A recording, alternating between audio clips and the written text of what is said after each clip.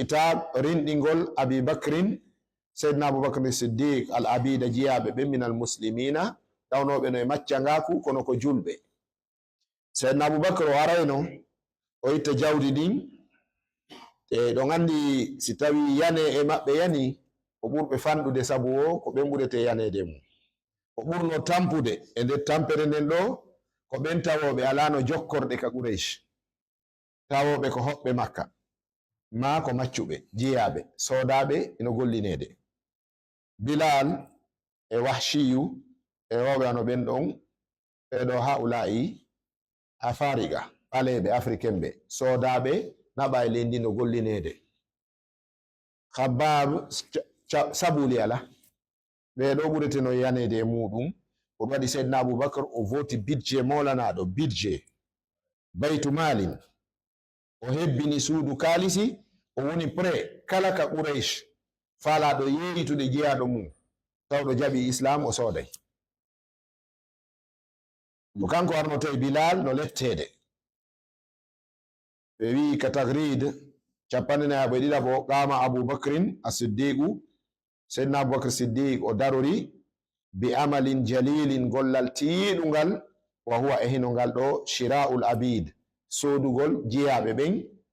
mina sahabati ka sahabaɓe wa itaqihim rindina ɓe soda ɓe rindina minhum Bilal ibn Rabaha no jiyaɓe maɓɓe Bilal gela Rabaha oɗo e o wiyeteɗo Amiru bun Fuhayra yani Amiru bun Fuhayra tayib Bilal bun Rabaha Amiru bun Fuhayra radiyallahu anhum joni kanko yaltayno ƴetta jawdi makko nin o sooda jeyaɓe ɓe warno tawi ɓe piya Bilal sabu Bilal koko Quraysh waddi kon e Ammar bun Yasir ko ɗon ɓe depisti Bilal si ari e makko o ndara patron makko hara o weltaki kon bonno patron Bilal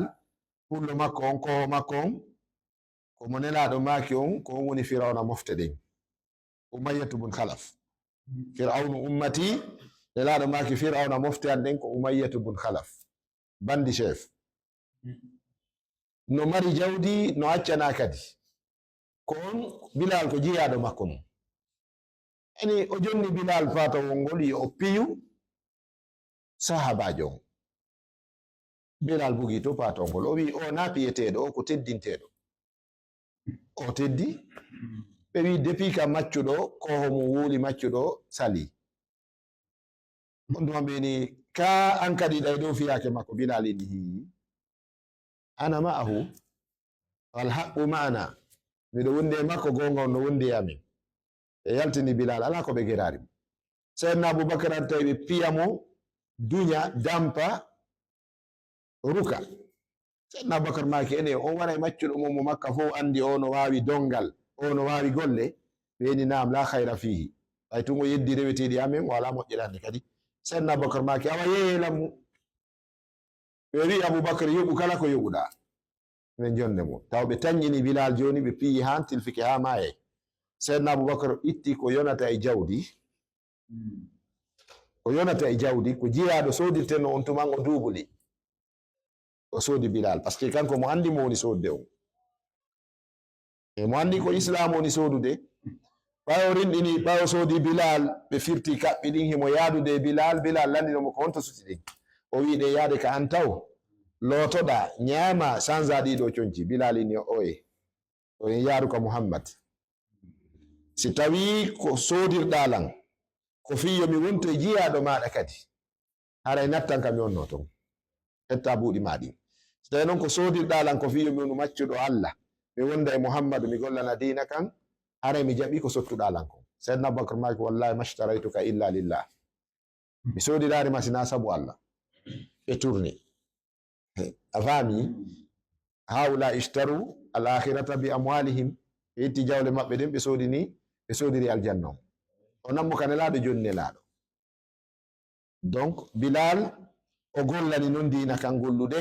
sabu woni gardi ko rapproché nelaɗo sallallahu alaihi wasallam refte woni ɓawo julde farlama sallijo aranomo islam on waɗi nelaɗo sallallahu alaihi wasallam teddiniri mo ñande fatu Makka taw ƴewgol noddina kawre suudu Kaaba tawi ɗon escalier ala koyo pepe nelaɗo sallallahu alaihi wasallam tigi tawa e peppuɓe mo ɓen fi ƴawnugol mo howgal kaaba o yehi o noddini ɗum ɗo lutti ka tariha ila qiyami saa kono ko andi ton enen ɓalejo ma wiyen wana enen joni sen ƴette misal enen fulɓe ɓen en ɗum tawiɗe ɓiɗɗo men bilal ka sabu ko honɗum jogiti ɗen bilal ko inde maccuɗo kono ndaari ko maccuɗo hombo ni kana abdan li umayyata bun khalaf fashtarahu aba bakrin wa harrarahu lillahi fasara mu'adhdhina rasulillahi sallallahu alayhi wa sallam nelaɗo yewtano fi bilal ha ñande ko ɓe maki ɓe wi hada asha alamaini ɓe wi wulida marrataini wulidta marrataini wa asha hayataini wa fahamta awlamaini bilal bun rabah ɓe wi hey ko an bilal an a jibinama laaɓi ɗiɗi bilal ko laaɓi ɗiɗi jibina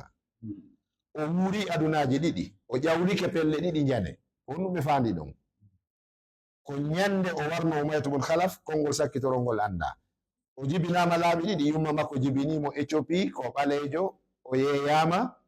ko jiyaɗo o ari makka seydna aboubacre itti jawdi sodimo islamu jibintinimo lawol ɗimmoɗo o nidimo en famudiri bon e wi'ede o wuuri adunaji ɗiɗi ko bilal tigi maki ɗum o wi nelaɗo ishtu fil jahiliya wa ishtu fi halawati liman wa aishu fi halawati liman mi wuuri ka majjere awa hande miɗo wuurude nder bele nduru iman nelaɗo maki wallahi ko gonga an a wuuri adunaji ɗiɗi himo andi gurnan jahiliya ɗan himo andi gurnan iman ɗan ɓay o wonno ha nelaɗo sallah sallam fati kanko bilal o feri o yalti madina fewndo lontal seydna umar o wi umar miɗo faala iwde madina ɗo few seydna umar wulli e makko iwraɗo honɗum o wi heyi sike mi tenata noddingol madina ɗo ashhadu an la ilaha illa llahu ashhadu anna muhammadan rasulullah mi yeƴƴito mi yaari muhammad heƴatayam accu mi yalta ɗo o feri kanko ko Suriya Dimashqa o maayi Bilal bun Rabaha o yehi Seydina Umar ñande go a piwmaya e jurol makko Seydina Umar yawno visitoygol Dimashqa o landi fi Bilal ɓe adde Bilal ɓawi sallijo on Bilal ɓe ni on jaɓari noddinde mbi o ari ɗo ɓawo Bilal landama o wi heƴata am wigol ashhadu anna muhammadan rasulullah ta mi yaari muhammad takko am hakke ko min wutodirno nelaɗo yiɗnomo oɗo waɗi mo jangi sira no nelaɗo wondinno e Bilal noon o anda e o ko nelaɗo gonga ko annabajo tigi ni ɓanniti jiyaɗo on wonnoɗo maccuɗo nelaɗo kecotonomo ɓe ɓucotonomo ɓe lunnotonomo ɓe hawtidayno e makko ñamete ɓe jaɓɓodiray e makko sangatay mo lakka ɗon ɓe teddini fi makko si woɓɓe yalti wi'i e julɓe ɓen ɓana ɓale ɓe ngala geɓal ka islam ɓe jangari sira jangari sira idan oɗo Bilal bun Rabaha fi makko no hawni ɓay woni ñande o ƴawno e hoore Umayyatu bun Khalaf ɓay o taƴi dande o dari hoore makko elaɗo maki Bilal ƴawi fello njano e hoore ɓernde Umayyatu bun Khalaf on no jeeya e maynoɓe ɓen halkanoɓe ɓen ñande Badri o Bilal kadi koye juuɗe Bilal kadi o lutti idan ɗen ngal teddungal ɗon no waali ɗon istihza'u Qurayshin bi rasulillahi sallallahu alaihi wasallam oɗo ko tagrid 47 jalkitagol Qurayshyankoɓe ɓe mana nelaɗo Allah on Quraysh ɓawo ɓe pii sahaba ɓe amɓe tawi piggal ɗum ɗo ko ya pii ha maya yaltata accitata ɓe watti joni mokade ɗo noon o andi ko alaji ɗiɗi woni sakkitorɗi alaji folaɗo hoyre e mokeri sa gerdi e goɗɗo hanta e joni ko wawi ko joɗagol jale haɓɓito itta e bote ma hande kadi ya ando yani ma so o yenni sa yewtide e goɗɗo a gerdi e goɗɗo ha o yenni hara walline débat on o foofi dernier armu neɗɗanke o fifindagol fenande ma fena e hoore goɗɗo ma fena e nder yewtere yon noon Quraysh badat Qurayshun Qurayshyankoɓe ɓen fuɗɗi bi amalin jadidin gollal kesal wa huwa ngal ɗon al istihza'u ko jalkitagol bin nabi sallallahu alaihi wasallam si nelaɗo feƴƴi e jalkito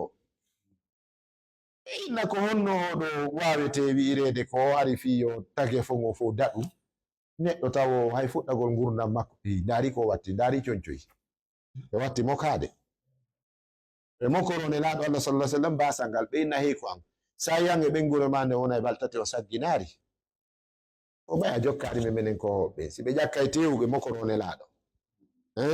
si ɓe wattike conci yeɗɗuɗi kendeji ɓe sappo conci ko nelaɗo watti tawile nelaɗo sallallahu alaihi wasallam si ɓe yiɗuno si ɓe joɗinoke e jullere ɓe immike ɓe wi Allah wattude kange nde wonta e kange si ɓe wattike concol ɓe ɓortingol ɓe wi wontu kange wonta eno kange hada qawluhu sallallahu alaihi wasallam law kuntu uridu dunya ɓe maki si miɗo falano aduna kala ko mi memi mi wiyayno wontu kange wonta kange kono ɓe suɓi wonugol annabajo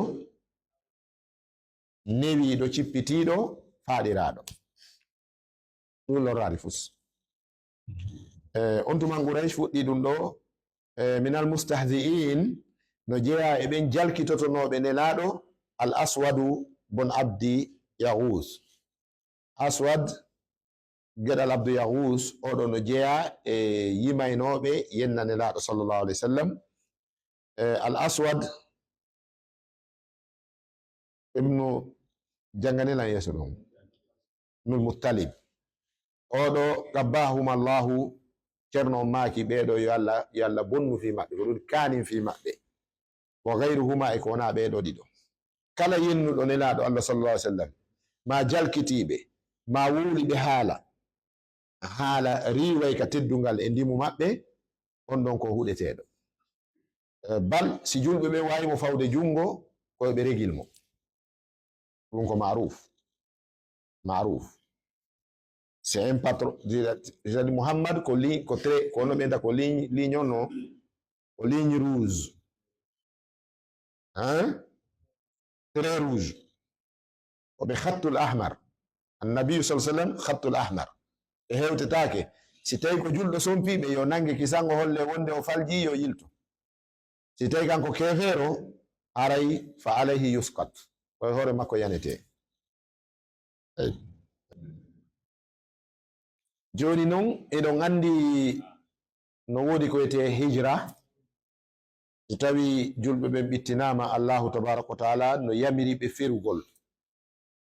fi laawingol diina kan so tawi neɗɗo haysi koye leydi makko ndin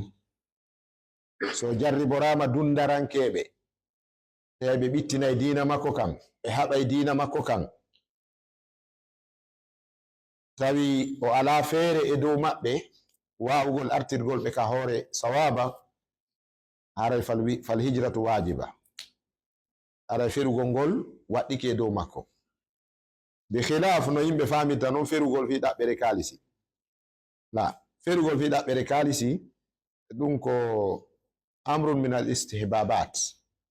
tapiji yiɗaɗi ɗum gelike si tawi a ɓittorama ɗo arsike ndarroygol nokkugo amma hijra fergu waɗɗingo mum ko fi laawingol diina mum kan e laawingol wonki mum kin ɗo ɓe jannude en alhijratul ula lil habasha fergu arano ngun wonande leydi Ethiopie ndin habasha ko inde Ethiopie nden non tigi tagrid capanɗe nayi nayaɓo on ɓe maki istamarrat qurayshun fi idaiha liman aman istamarrat istimrar ko jogodirgol jokkodiral mana jokkodiri qurayshyankoɓe ɓe mana ɓe contini fi idaiha ka lorrugol maɓɓe liman amana kala gumɗinɗo nelaɗo kala jaɓuɗo diina ɓe yana e makko ɓe tampinamo ɓe ɓittinamo ɓe piya ɓe hippo ɓe jatta washtaddat alfitnatu ala sahabati radiallahu anhum fitna on tampere nden tiiɗi washtaddat tiiɗi alfitnatu tampere nden ala sahabati dow sahabaɓe ɓe tampi fa adina lahum rasulullahi sallallahu alaihi wasallam nelaɗo non newnani ɓe bil hijrati ferugol ngol ila al habashati ɓe yaha Ethiopie ɓaawo ɓe tampinama ɓe ɓittike on tuma nelaɗo newnani ɓe joni yamiri ɓe ɓe feru bi amrin min allahi sabu yamirore iwrude ka allahu tabaraka wa taala. tagrir 49 wi'i kharajat majmu'atun mubarakatun min as-sahabati al-kiram radiyallahu anhum. kharajat yalti majmu'atun mojobere, mana ko si jama ɗuɗi wi'e majmu'a groupe molanaɗo mubarakatun barkinaɗo min as-sahabati ka sahabaɓe tedduɓe ɗuwoni al-kiram ka sahabaɓe tedduɓe radiyallahu anhum. ɓe yaltuno 11 rajulan ko ɓe worɓe 11 wa 4 niswatin e sonnaɓe 4 mutawajjihina ɓe hammiri ɓe fewtiri mutawajjihina ɓe hammiri kamɓe ɓen feruɓe ɗon yaltuɓe ɗon ilal habasha ɓe yaari Ethiopie fi awwali hijratin. ɗum ɗo woni e nder ɗum ɗo woni fergu aranu ngun fil islami ka islam. ɓe yalti e nguɗo fergu aranu ngun ka islam fi awwali hijratin fil islam. ɓe yalti e nder nguɗo fergu aranu ngun ka islam, mana ferugol julɗo ko lawol aranol ni ko Ethiopie woni ko ɓe yahuno. ko ɗum waɗi ha ɓe feri ɓe Ethiopie, ibnu hisham no yanyi yewtere nden e riwayaji arɗe ɗin ka Bukhari e ka Muslim e ka sunanuji, wonde nelaɗo sallallahu alaihi wasallam ɓe maki inna fiha malikun la yuzlamu nnasu indahu. lanɗo no laami leydi Ethiopie ndin ko wonɗo e dow dina masihiya on, christianisme on, kono ko lanɗo mo jaɓata yimɓe toñe ka mum few. makka noon no naɓiduno e makko moƴƴa non, ari coopération commerciale diplomatique harino hakkude makka e Ethiopie. Ethiopie Addis Ababa capital ngal jidda avion ko leer ɗiɗi, ara ko avion jano kadi ko leer ɗiɗi. joni noon e wi'e jidda makka on andi ɗum ɗon ko yaadu, janu noon ɓe seppi ko lumbugol kadi ndiyan kadi ƴawa pelle ukko e ayde. kono ɓay tawi ɓe mari oɗo coopération hakkude makka e Ethiopie, sahaba ɓe tawino ɗenƴi ɓe huli wota Quraish nultoy ɓe artire ma ɓe waɗe ton ko ɓe waɗeteno ko makka. kono nelaɗo kañum no hooli lanɗo leydi ndin on wiyeteɗon annajashiyu, on menata Najrosh tarika portoɓɓen. ɓay nelaɗo no hooli lanɗo on ɓe maki inna fiha malikun la yuzlamu nnasu indahu, on ɗo gaccata yimɓe toñe kam mum, yahe yewtonmo fi ka dina meɗen ɗo. ɓe waɗno hoorejo on porte parole ɓeɗo sahabaɓe Ja'far bun Abi Talib radiallahu anhu, kanko wonno porte parole. ɓayo hewti Ethiopie o hunike lawol ka lanɗo on, lanɗo on wino weere ɗo nefol gotol ño'etake, si ɓuray si jokkitoyi on mi heɗoto version maɓɓe on mi anda si tawi on hootay e si on wonay.